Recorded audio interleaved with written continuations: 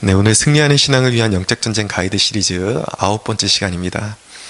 오늘 에베소 6장 10절에서 17절 본문으로 말씀을 나누겠는데요. 오늘은 성령의 검에 대해서 메시지를 나누겠습니다.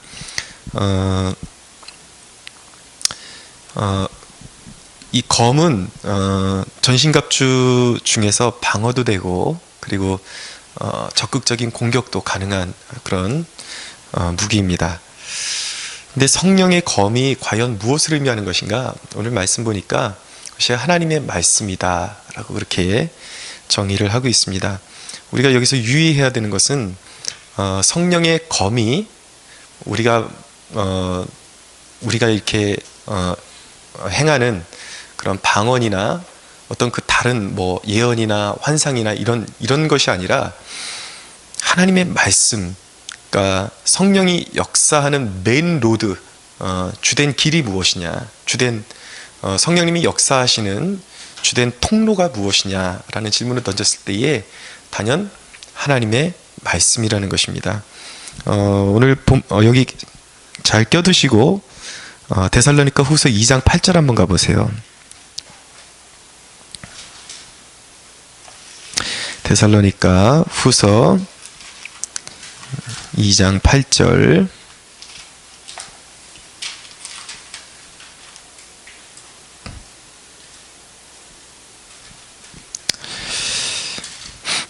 한번 읽어볼까요?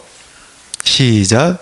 그때에 불법한 자가 나타나리니 주 예수께서 그 입의 기운으로 그를 죽이시고 강림하여 나타내심으로 패하시리라. 아멘. 네, 요한계시록 한번 가보세요. 19장. 계시록 19장 21절. 계시록 19장 21절 찾으셨습니까? 네, 한번 읽겠습니다. 시작. 그 나머지는 말탄 자의 입으로부터 나오는 검으로 죽음에 모든 새가 그들의 살로 배불리더라. 예, 그러니까 예수님의 그 입에서 나오는 그 말씀을 표현하기를 검이라고 표현하고 있는데, 그 성령의 능력이 함께 하시는 그 말씀이 마지막 날에 마귀도 죽이고 마귀도 패하고 그 말씀으로 마귀와 악한 자들을 심판하신다라는 것입니다. 그래서 말씀으로 심판하시고 그 심판받은 마귀와 그 마귀를 따르던 추종자들은 모두 불못에 던져지게 되는 것이죠. 그러니까 주님이 싸우시는 주된 무기가 바로 말씀이라는 것인데, 그 말씀이 성령께서 그 말씀의 능력으로 함께 하신다라는 것이죠. 그래서 말씀은 우리 성도에게 있어서 굉장히 중요한 무기인 것입니다. 아주 중요한 무기인 것입니다. 사도행전 10장 44절 한번 가볼게요. 사도행전 10장 44절.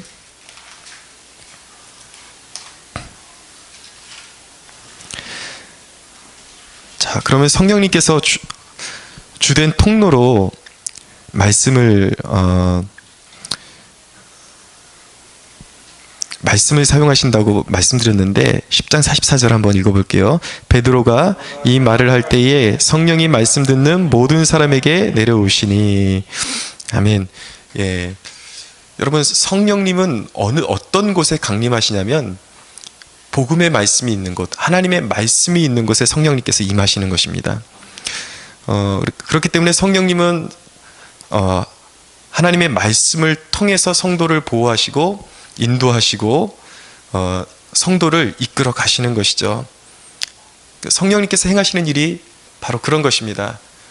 그래서 예수님께서는 제자들에게 말씀하실 때에 성령님에 대해서 보혜사 곧 아버지께서 내 이름으로 보내실 성령, 그가 너희에게 모든 것을 가르치고 내가 너희에게 말한 모든 것을 생각나게 하시리라고 말씀하시는 거지. 그래서 성령님께서 그 말씀을 깨닫게 하시고 말씀으로 싸우게 하시고 말씀으로 마귀를 물리치시고 말씀으로 길을 잃은 성도들을 회복시키신다라는 것입니다. 그만큼 말씀이 중요하다라는 것이죠. 그러므로 말씀은 성령님의 메인 로드인 것입니다. 성령님이 임하시는 통로가 바로 말씀이라는 거예요. 그런데 여러분, 오늘 특이한 사실은 왜 하필이면 성령의 검이라고 표현을 했을까요? 말씀을. 다른 표현도 많을 것 같은데 검이라는 용어를 굳이 선택한 분명한 이유가 있을 것입니다. 검의 특징이 무엇입니까? 검은 어떻게 활용하는 것이죠? 주로 찌르고 자르고, 예, 이런 용도로 사용하는 것입니다. 당시에 이제 로마 병정들이 사용하던 검은 양날검을 얘기하는 거거든요. 우리가 이제 쓸 때 쓰는 이런 이 칼을, 원래 무기를 다룰 때에 한 날짜리는 도라 그럽니다. 도라 그러고 양날짜리를 검이라 그럽니다. 근데 여기서 말씀하는 건 검이라는 표현을 쓴 것이죠. 그럼 오늘 제가 이제 여러분과 이제 본격적으로 나누고 싶은 말씀은, 말씀이 성령의 검인 이유가 무엇이냐, 그것을 크게 두 가지로 제가 설명을 드리려고 합니다. 말씀이 성령의 검이라고 표현되는 이유는 첫째로 그것이 거짓을 갈라내기 때문입니다. 말씀 앞에 대면하면 그것이 예리한 검과 같아서 아주 미묘한 성분의 거짓된 것들이 다 이렇게 잘라져서 드러나게 되어 있습니다. 아주 섬세하게 드러나게 되어 있습니다. 사탄이 여러 방면으로 공격할 수 있지만, 사탄이 아주 정통한 성도들을 공격하는 방법은 무엇이냐면, 태초부터 창세부터 지금까지 사탄이 쓰는 방법은 무엇이냐면 바로 거짓과 속임수로 성도들을 무너뜨리는 것입니다. 뭐 여러 가지 변수가 있지만 사탄이 불행을 주고 살인하고 죄를 짓게 만들고 파멸시키는 모든 방법의 그 중심에 뭐가 있냐면 거짓과 속임수가 있는 것입니다. 요한복음 한번 가보세요. 8장 44절.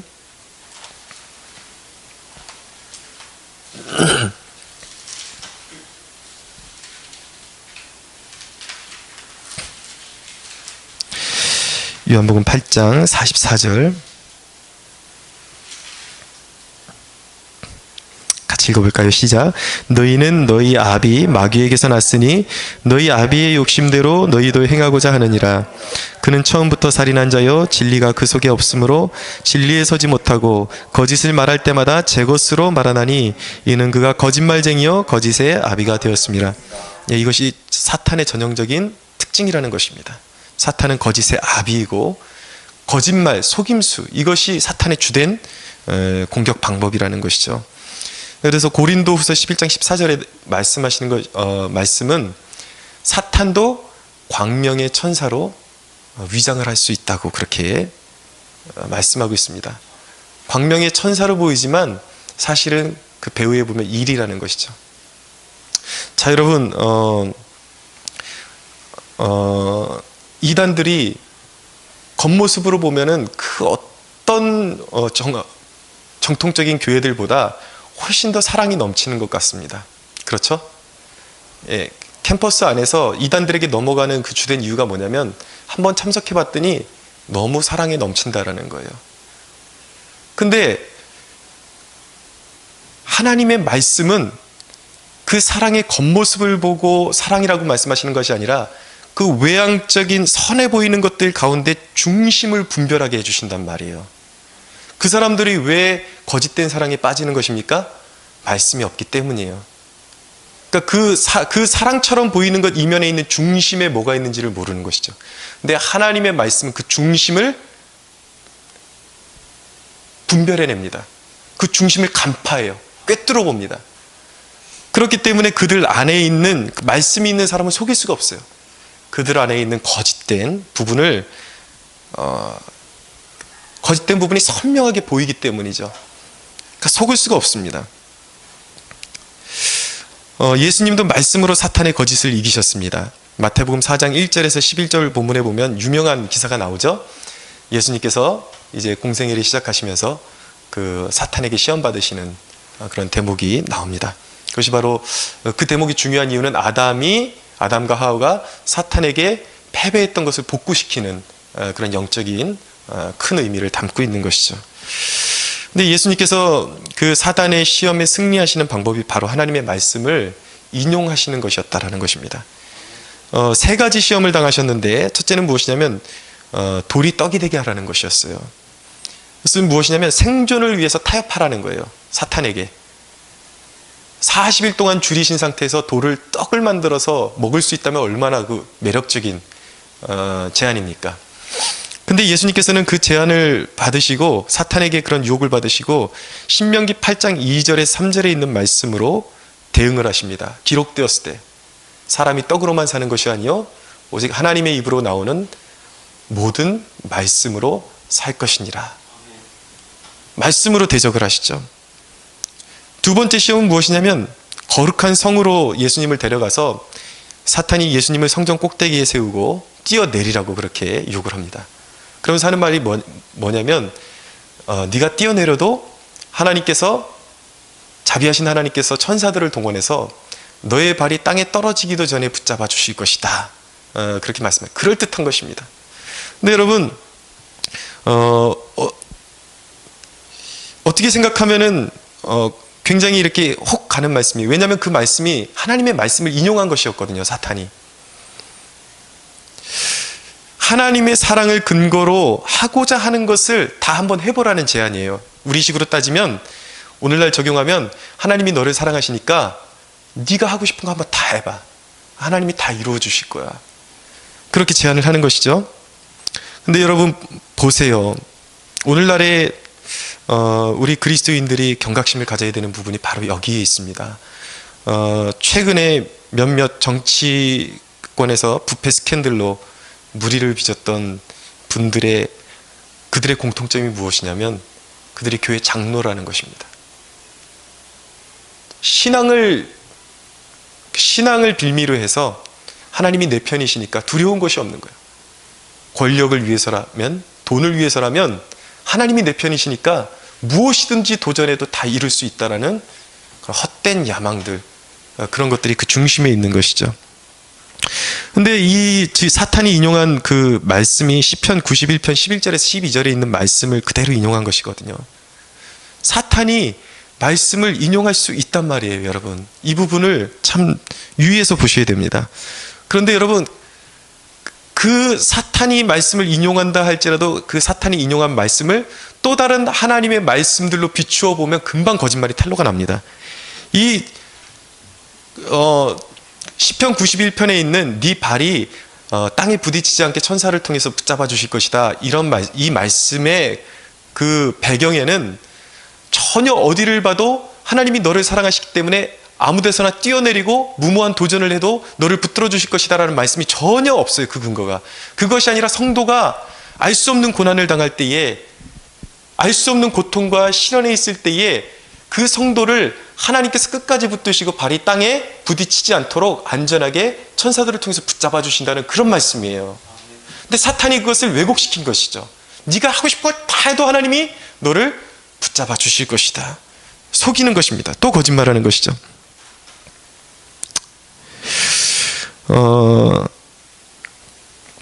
우리 이은 청년하고 제자훈련을 하면서 이렇게 잠깐 나눴던 말씀인데, 한국에 와가지고 딱 필요한 시기에 누군가가 돈만 주면은 불법으로 어떤 자격증을 취득할 수 있도록 그렇게 도와주겠다라는 제안을 받았다라는 거예요. 근데 저에게 이제 이 청년이 상담을 해온 것이죠. 목사님 이걸 어떻게 생각하시냐고. 제가 이제 우리 은희에게 네가 한번 스스로 생각해보라고 도전을 준 것입니다. 왜 그것이 틀렸습니까, 여러분? 근데 그것을 물어봤던 이유가 아직까지 이런 경우에 대해서 경험이 많지 않고 그렇기 때문에 상황에 대한 분별이 아직까지는 이제 확 선명하지를 않은 것이죠. 그래서 중국에서 이렇게 왔는데 어려운 시기에 한국에서 정착할 수 있는 어떤 좋은 자격증을 그냥 이렇게 취득할 수 있다면 그게 딱 적당한 시기에 하나님이 붙여주신 사람이 아닐까, 그런 유혹이 이제 있었던 것입니다. 그런데 바로 이런 거예요. 사탄은 하나님의 거룩성을 전혀 무시해버리고 그렇게 도전하는 것입니다. 그렇게 속삭이는 것입니다. 상황을 봐라. 지금 너한테 딱 필요한 거 아니니. 상황을 교묘하게 속여서 하나님의 거룩성을 전혀 무시하게 만들고 이것이 바로 하나님이 너를 위해서 해주신 일이다. 그렇게 속이는 것이죠. 자, 그런데 주님은 그 거짓말을 단번에 간파하셨습니다. 왜입니까? 주님 안에 하나님의 참 말씀이 있었기 때문입니다. 그리고 그분 자신이 생명의 말씀이시기 때문입니다. 그래서 예수님께서는 시험을 신명기 6장 16절의 말씀으로 승리하셨어요. 주 너희 하나님을 시험하지 말라. 여러분, 말씀을 상황에 가져다 붙이려고만 해서는 안 되는 것입니다. 어떤 상황에 이건 나를 위한 말씀이야. 무조건 어떤 상황에 이건 좋은 말씀이니까 상황에 어떤 말씀을 갖다 붙이려고 하면서 자기의 그릇된 행동을 정당화시키려고 해서는 안 되고, 어떤 상황이 열린다 할지라도 이것이 과연 하나님의 성품과 맞는지 다른 하나님의 말씀과 대조해 보면서 이것이 과연 성경에 나타나는 하나님의 성품과 일치하는지 그것을 분별할 수가 있어야 되는 것이죠. 그 세 번째 시험을 당했습니다. 예수님께서 지극히 높은 산으로 데려가서 사탄이 경배하라, 나에게 경배하라. 그럼 온 천하 만물을 너에게 줄 것이다 라고 그렇게 유혹했습니다. 탐욕을 위해서 사탄을 경배하라고 그렇게 유혹했던 것이죠. 실제로 해외의 그 유명한 가수들 보면은 그 인기를 위해서 사탄과 결연한 그런 가수들이 참 많다고 합니다. 사탄에게 자기의 인생을 거는 것이죠. 인기를 위해서. 그래서 실제로 그런 사람들에게 인기를 끄는 작곡자들이나 가수들의 그런 증언, 이렇게 얘기하는 것을 들어보면 그 사람들도 이 가사를 쓰는데 우리가 하나님께 어떤 영감을 받는 거나 굉장히 비슷합니다. 그 사람들의 표현에 의하면 어느 순간에 갑자기 말씀이 임하는 것처럼 어떤 영감이 확 임한다라는 거예요. 그런데 그것을 받아 적고 나면 다 어떤 동성애를 찬양한다든지 아니면 자살을 미화시킨다든지 폭력을 미화시킨다든지 문란한 성행위를 조장한다든지 이런 내용들이라는 것이죠. 사탄에게서 오는 것입니다. 그런데 그런 사탄에게 영감받은 내용을 그대로 가사로 쓰고 곡으로 만들면 거의 100% 인기를 누리게 된다라는 것입니다.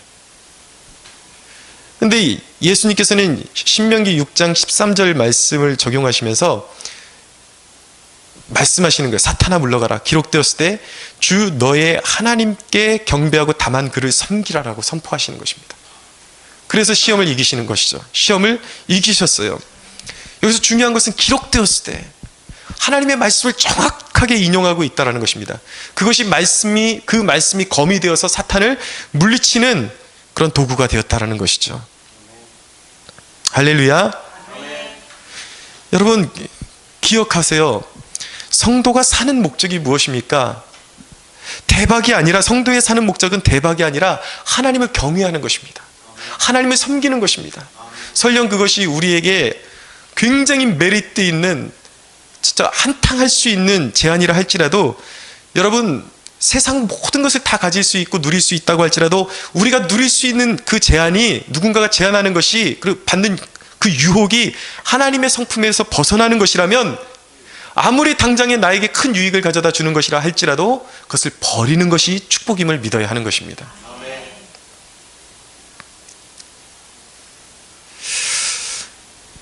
말씀은 거짓된 것을 관통해서 보게 하고 정곡을 찌르는 능력이 있는 것입니다. 그래서 요한계시록 2장에 보면 에베소 교인들이 교회 내에 침투했던 거짓 선지자들을 분별해내는데, 하나님의 말씀이 그들에게 있었기 때문에 이 선지자들의 메시지가 왜곡되고 다르다라는 것을 그들이 인지할 수 있었던 것이죠. 그래서 걸러낼 수 있었던 것입니다. 왜 이단들에게 속고 거짓된 복음에 속는가? 말씀이 자신 안에 없기 때문이에요. 말씀과 친밀하지 않기 때문입니다. 여러분, 성령님은 말씀에 빛을 던져주셔서 말씀을 읽는 자와 듣는 자, 그리고 생각하는 자들에게 총명을 주셔서 거짓들을 갈라내게 하십니다. 그래서 디모데후서 2장 7절에 보면 사도 바울이 디모데에게 뭐라고 말씀하냐면, 내가 말하는 것을 생각해보라. 주께서 범사에 너에게 총명을 주실 것이다 라고 말씀하고 있는 거예요. 말씀을 읽고 묵상하면 모든 선한 것과 그릇된 것을 분별할 수 있는 총명을 하나님께서 우리에게 주시는 것입니다.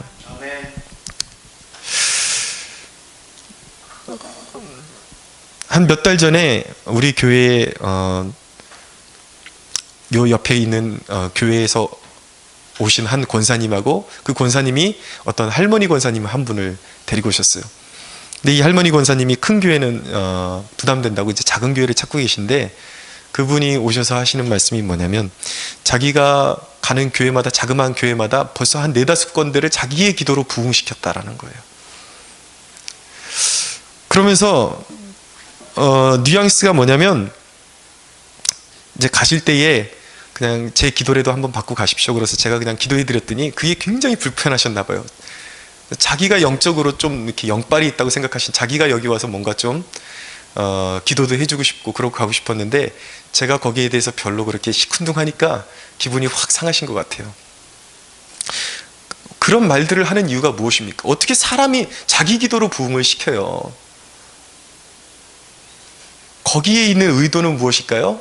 어떤 작은 교회에 가서 대우받고 싶고 존경받고 싶고 그리고 뭔가 다른 것을 원하는 것이 있는 것이죠. 거기엔 다른 의도가 있는 것입니다.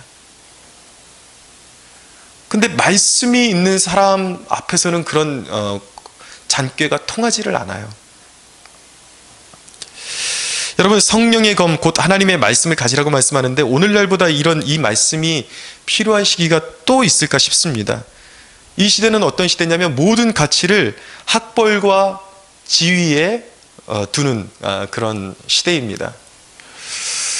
여전히 뭐 요즘은 달라졌다 하는데 여전히 달라진 건 없는 것 같습니다. 그 사람이 어디 유학파냐, 어디 뭐 어느 학교를 나왔느냐, 어디 학부를 나왔느냐, 졸업했느냐, 그러면 아직도 물불 안 가리고 그런 이제 목회자들을 추종하는 그런 분위기가 여전히 있습니다.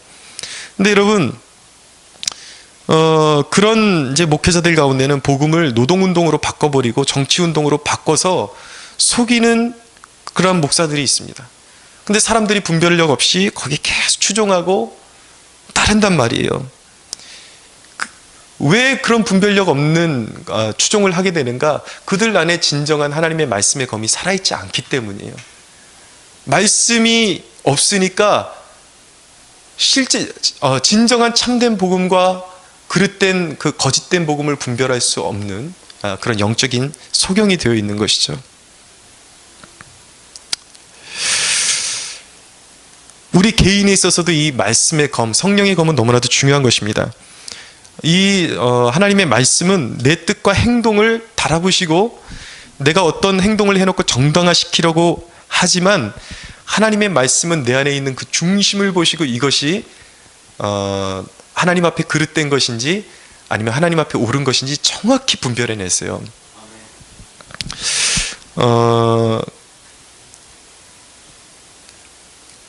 일전에 그런 일이 있었습니다. 저도 그런 연약한 부분들이 있죠, 분명히. 내심 말로는 누구는 다 좋은데 이런 건 좀 그래. 저희가 이제 밥 먹으면서 아마 그런 내용을 좀 이렇게 얘기했던 것 같아요. 은근히 이제 남을 헐뜯는 내용인데 저는 그것이 내 스스로 이렇게 정당화시키는 그런 내용의 대화를 나누고 있었습니다. 근데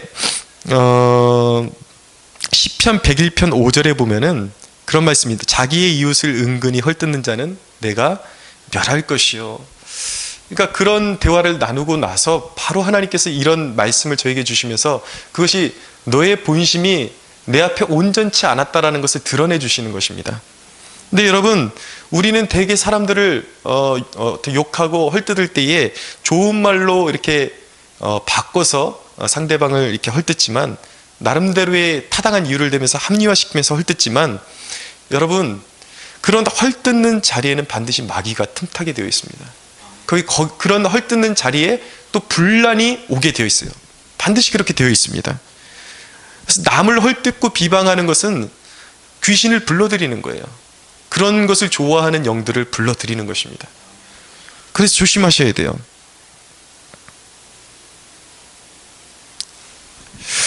여러분, 이 시대를 분별하고 어떤 사람을 분별하고 하는데 가장 정확한 분별력은 무엇이냐면 말씀으로 파악하는 것입니다. 어떤 신비한 능력으로 파악하는 것이 아니라 말씀으로 달아보는 것이 제일 정확하다라는 것이죠.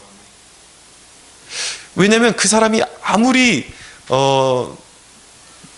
개인적으로 와서 나에게 잘해주고 그러는 것 같아도 그 사람의 중심에 있는 것이 무엇인지 그 사람의 행동 가운데 드러나게 되어 있고 그 사람의 가치관이 드러나게 되어 있기 때문에 우리가 말씀으로 무장되어 있으면 이 사람의 됨됨이가 어떠한지 우리는 그것을 간파할 수가 있는 것입니다. 물론 이 말씀이 사람을 보는 대로 판단하고 비방하고 정죄하는 데 쓰라는 말씀은 아니에요. 그러나 이 시대를 분별하고 사람을 분별하는 가장 정확한 방법은 하나님의 말씀으로 분별하는 것입니다. 그래서 히브리서 4장 12절에 13절은 말씀합니다. 하나님의 말씀은 살아있고 활력이 있어 좌우의 날선 어떤 것보다도 예리하여 혼과 영과 및 관절과 골수를 찔러 쪼개기까지 하며 또 마음의 생각과 뜻을 판단하나니 지으신 것이 하나도 그 앞에 나타나지 않음이 없고 우리의 결산을 받으실 이의 눈앞에 만물이 벌거벗은 것 같이 드러나느니라. 아멘. 반드시 하나님 앞엔 거짓된 것이 드러나게 되어 있다는 것입니다. 그 말씀 앞에. 여러분, 말씀은 선한 것을 분별하게 하는 지혜와 총명인 것입니다. 그래서 요즘 새벽마다 우리가 잠언을 묵상하고 있는데 잠언에 보면은 모든 것을 다 주고서라도 그 지혜를 사라고 말씀하시죠. 총명을 사라고 말씀하시죠. 우리 안에 이 하나님의 말씀이 있어야, 그 예리한 성령의 검이 있어야 우리가 하나님이 주시는 총명을 갖게 되는 것입니다. 말씀을 지녀야 되는 거예요. 그래야 지혜롭게 행동할 수 있고 총명 있게 행동할 수 있게 되는 것이죠. 선한 분별력이 없으면 늘 속고당하는 시대라는 사실을 여러분들 마음속에 꼭 각인하시기 바랍니다. 여러분들의 마음 가운데, 여러분들의 심령 가운데 이 하나님의 말씀에 이 성령의 검을 지니고 선한 것들을 분별할 수 있는 총명이 있게 되기를 축원합니다. 두 번째로 왜 하나님의 말씀을 성령의 검이라 그러는가? 그것이 결박을 풀어내기 때문에 성령의 검이라고 말씀하는 것입니다. 성령님이 하나님의 말씀을 활용하셔서 성도가 묶여있는 결박을 풀어내시는 것입니다. 이사야서 한번 가볼게요. 61장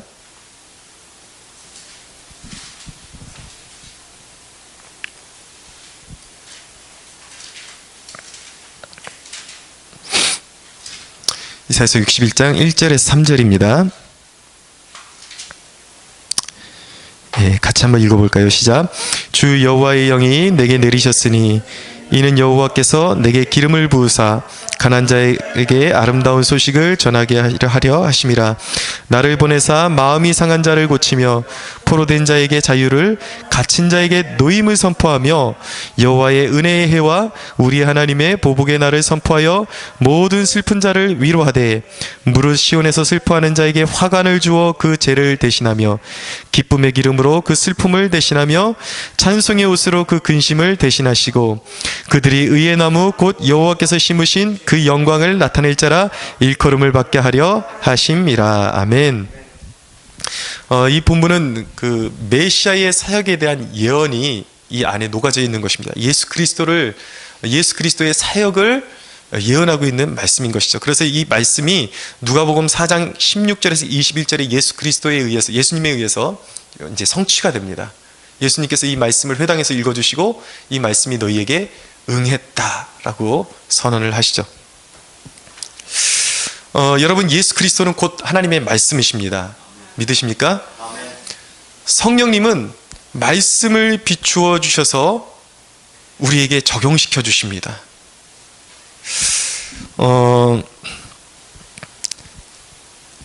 요한복음 강해를 BST 주석이라는 것이 있는데 이 요한복음 강해를 저술한 브루스 밀른이라는 분이 이런 글을 남겼습니다. 하나님 나라의 성령님은 예수님의 행동에서뿐 아니라 그분의 말씀 안에서도 만날 수 있다.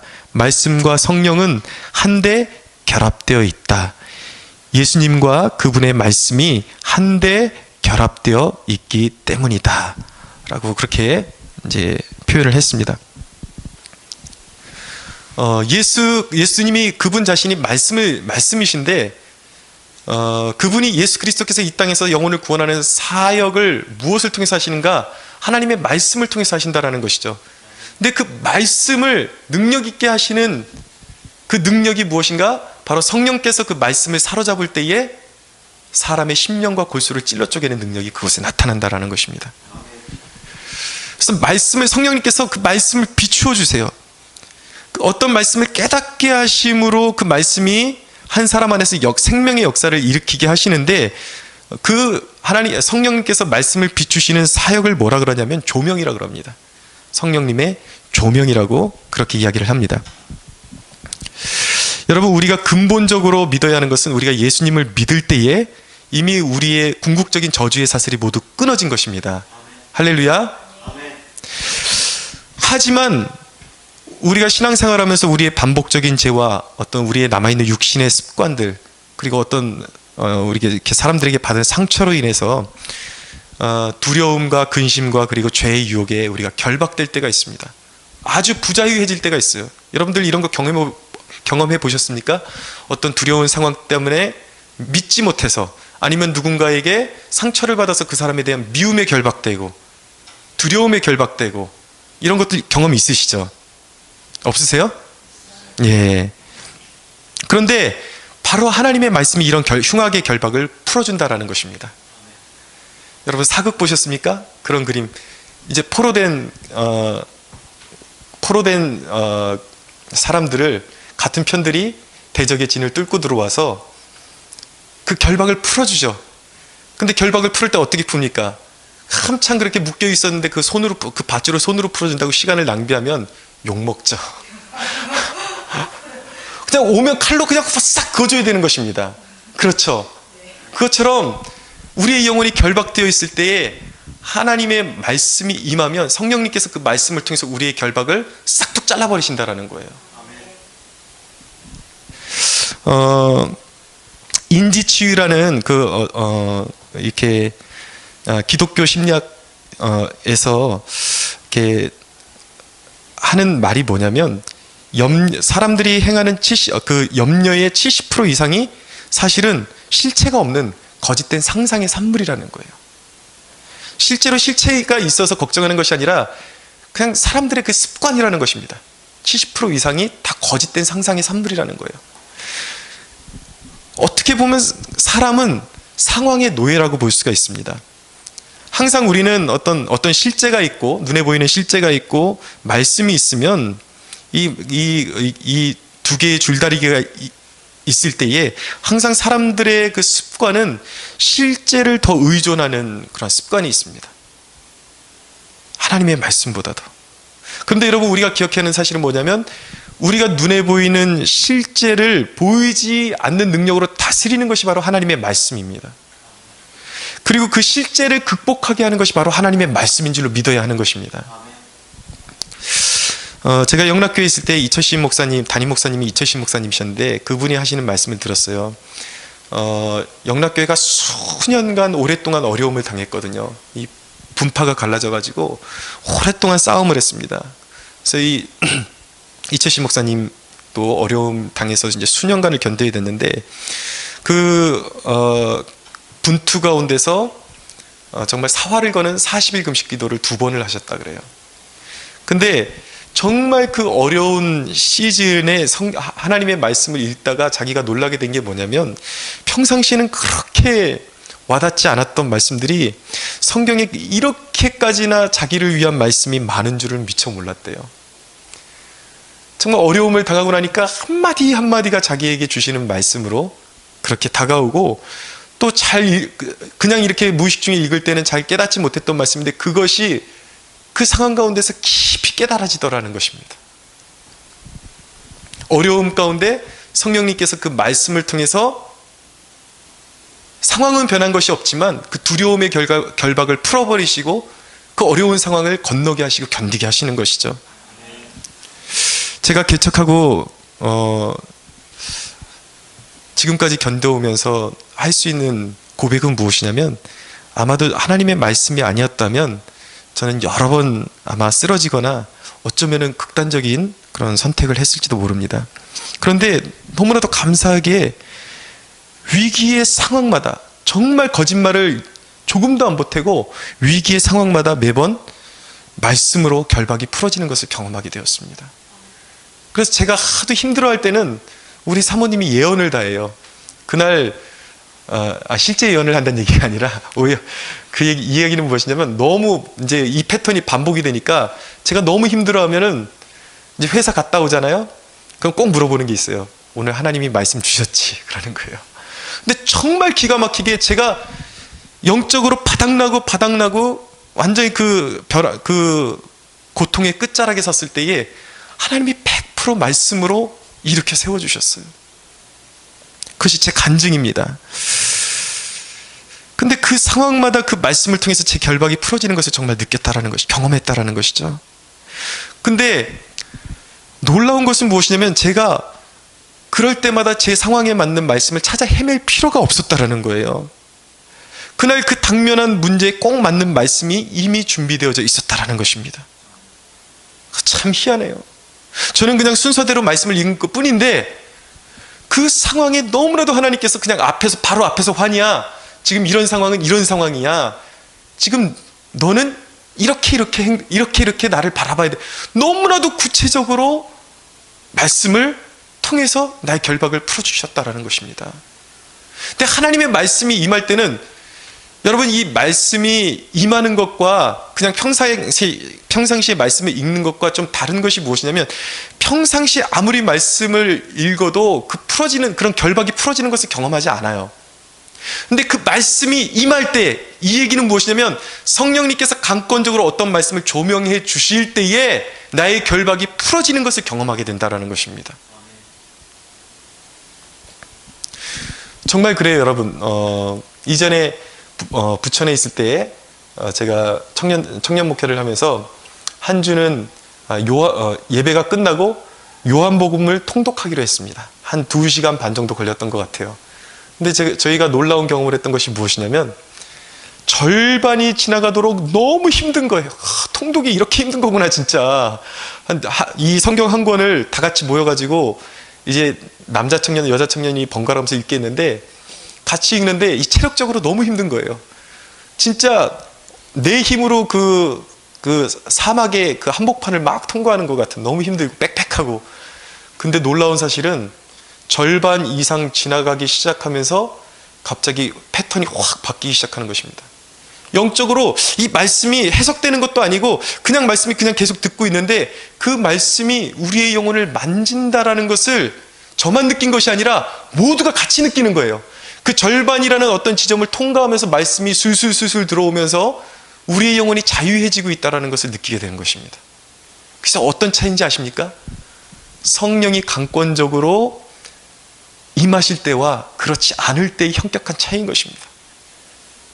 여러분, 그렇기 때문에 우리의 삶 가운데에 메마른 땅을 걸어가는 것도 은혜예요. 왜인 줄 아십니까? 하나님께서 반드시 그것을 거치게 만드세요. 메마른 땅을 거치게 만드세요. 그래야지 성령이 임하실 때에 나의 결박이 풀어지는 것을 경험하고 은혜가 그만큼 중요한 것을 비로소 깨닫게 되기 때문입니다. 그래서 여러분, 정말 어둠과 절망 가운데 있는 사람들, 갈급한 사람들, 이 세상에 뭣도 모르고 갈급해하는 사람들, 그 사람들은 자기들이 집만 있으면 차만 더 큰 걸로 바꿀 수 있다면 내가 좀 더 행복해지지 않을까, 이 갈증이 풀리지 않을까, 그렇게 착각들 하지만 아무리 차를 바꿔도 잠시 행복해요. 한시적입니다. 집을 아무리 큰 데로 옮겨도 영구하지 못해요. 여러분, 진정한 세상 사람들이 그 갈급함을 채워줄 수 있는 유일한 길은 무엇이냐면 성령이 임하시는 거예요. 그 사람들의 영혼의 가운데. 사람들은 성령이 필요합니다. 성령의 임재가 필요합니다. 성령의 임재를 통한 하나님의 말씀이 필요한 것입니다.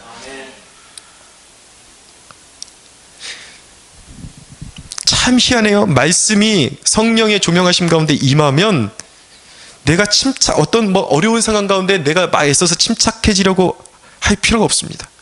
어디선가 평안이 임하는 거예요. 자유해지는 것입니다. 믿음이 생기는 것입니다. 그렇게 물어볼 수가 있어요. 극박한 상황 가운데 평안이 뭐가 그렇게 대단하냐고. 지금 상황이 죽게 생겼는데. 여러분, 그러나 그 사실을 깨달아야 됩니다. 하나님이 주시는 평안을 붙들면 모든 일이 대수롭지 않게 지나가거나 해결되게 되는 것입니다. 매번 경험하는 것이 그거예요. 당장 이 문제 어떻게 하지? 그러나 말씀 가운데, 그 말씀을 통해 성령의 조명 가운데 말씀을 받고 그 말씀을 의지해서 그대로 그냥 평안을 유지하고 있으면 그 문제가 그냥 해결되는 것을 매번 경험하게 되는 것입니다. 그러면 여러분, 어떻게 이 성령의 검인 말씀을 우리가 소유할 수 있을까요? 우리의 품에 품을 수 있을까요? 몇 가지가 있는데, 몇 가지 제안을 드리는데, 첫째는 매일 성경을 읽으라는 것입니다.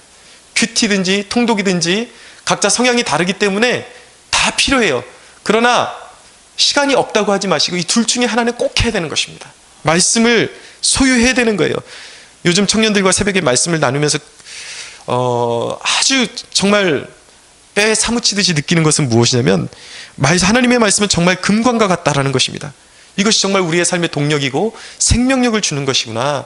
그것을 너무나도 느끼게 되는 것입니다. 어떻게 이런 말씀을 그냥 하루하루 놓치고 맨정신으로 하루하루를 우리가 살아갈 수 있었을까? 어떻게 그렇게 살아갈 수가 있을까? 믿어지지를 않는 거예요. 모든 상황에 너무나도 디테일하게 하나님께서 하나하나 우리에게 교훈해 주시고 조언해 주시고 생명의 말씀을 주시는데 어떻게 이 말씀을 모르고 그냥 지나갈 수가 있을까? 여러분, 말씀을 읽지 않고 자기 삶의 문제들과 씨름하는 것이 얼마나 어리석은지 우리가 깨달을 필요성이 있는 것입니다. 두 번째로는 말씀을 읽을 때 선한 양심으로 깨달을 수 있도록 계속 기도하십시오. 성령님의 적시적기에 성령께서 조명해 주셔서 나의 결박이 풀어질 수 있는, 그리고 누군가의 결박을 풀어줄 수 있는 말씀을 받게 해달라고 꼭 기도하십시오. 세 번째로 할 수 있으면 암송하십시오. 여러분, 하나님의 말씀을 헬라어로 기록할 때 두 가지 단어로 기록을 합니다. 하나는 로고스라는 단어이고 하나는 레마라는 단어예요. 똑같이 말씀이라는 뜻을 가지고 있는데 두 개의 개념 차이가 좀 있습니다. 이 안에 성경에 기록된 말씀, 글자로 기록된 말씀을 의미할 때는 주로 로고스라는 단어를 쓰는 거예요. 근데 똑같은 말씀이지만 그것이 성도의 입을 통해서 선포되어지는 말씀을 강조할 때는 레마라는 단어를 쓰는 것입니다. 근데 오늘 이 에베소에서, 이 전신갑주에서 성령의 검, 하나님의 말씀을 가지라 그럴 때 이 말씀은 무엇이냐면 레마예요. 우리의 입술에서 하나님의 말씀이 레마로 선포되어질 때 그것이 성령의 검이 된다는 것입니다. 그래서 암송을 귀하게 여기셔야 돼요. 암송의 습관을 들일 필요가 있는 것입니다. 여러분, 시간이 없거나 기억력이 좀 딸리시는 분들은 염려할 필요 없어요. 기도하실 때 그냥 기도하지 마시고 말씀을 펴놓고 핵심이 되는 말씀, 내게 주어진 말씀, 그날 본문, 그리고 약속이 있는 말씀을 펴놓고 읽고 선포하고 기도하면 되는 것입니다. 자꾸 선포하셔야 돼요. 말씀을 읽고 말씀을 붙들고 기도할 수 있게 되기를 바랍니다. 마지막으로 네 번째로 찬송을 할 수 있습니다. 찬송을 해야 됩니다. 브라이언 보그먼이라는 분과 롭 벤투라라는 분이 공동 저술한 영적 싸움이라는 책이 있습니다. 거기서 이분들이 뭐라고 하냐면, 예배 드릴 때 성경 말씀으로 노래하면 그 노래로 성령의 검을 휘두르는 셈이 된다. 우리의 원수는 그런 공격을 감당할 수 없다라고 그렇게 기록을 했습니다. 존 파이퍼라는 목사님은 이렇게 말합니다. 찬양으로 사탄의 허를 찌르라.